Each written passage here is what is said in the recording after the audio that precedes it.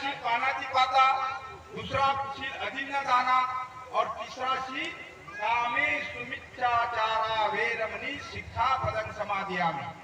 इस शील का अर्थ क्या होता है? मैं किसी भी पर नारी को, मैं किसी भी पर पुरुष को बुरी नजर से नहीं देखूंगा, मैं किसी भी पुरुष को बुरी नजर से नहीं देखूंगी, काया वाचा और मन से मैं किसी की बुरी नजर नहीं रखूंगा। ये शील कहलाता है। ये शील प्रत्यक्ष कृति में लाने का ठान लिया बाबा साहब ने। उसका उदाहरण दे रहा हूं आपको। ये जरूरी है, घर घर में ये शील हमको दिखना चाहिए।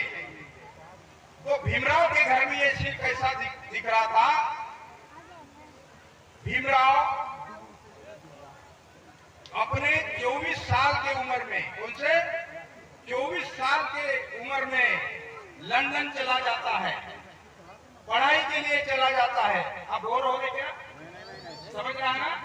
हाँ, भीमराव 24 साल की उम्र में लंदन चले जाता है। किसके लिए? पढ़ने के लिए, शिक्षा के लिए, पढ़ाई के लिए जाता है। और उसकी 21 साल की पत्नी घर में अकेली संसार संभालती है। संसार संभालते समय पूरी तरह से अपने परिस्थिति को संभालती है। उनके परिवार में बहुत अच्छे दिन थे क्या, बहुत बुरे दिन थे?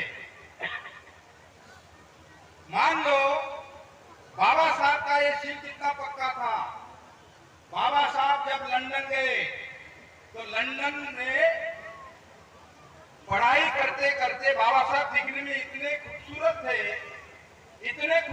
थे कि अच्छी अच्छी महिला उन पर हावी होती थी। बराबर है?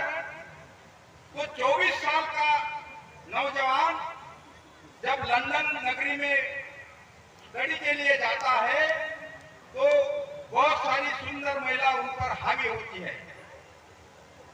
और एक बार ऐसा हुआ, लूसी नाम की एक महिला उन पर हावी हुई और हावी होने के बाद वो भीमराव को बोलती है, क्या बोलती है कि भीमराव आई लव यू।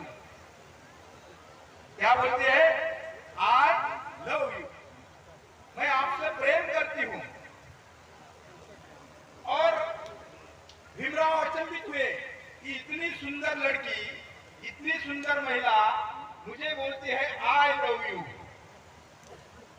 तो भीमराव ने क्या बोला? आई लव यू टू, मैं भी आपसे प्यार करता हूं, लेकिन लूसी याद रखना,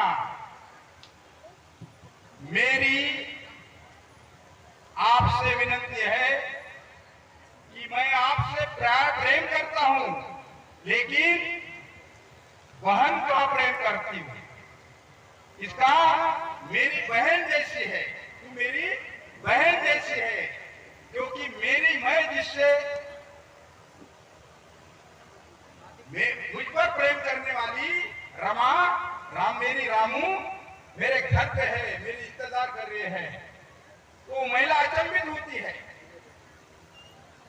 उनके जगह अगर हम रहते तो क्या करते? आई लव यू टू बोलते और उसके साथ चले जाते। फिर कामेषु मिथ्याचारा वेरमणि, इसका क्या? बाबा साहब ने तो दीक्षा भी नहीं ली थी, श्री बुद्ध का चरित्र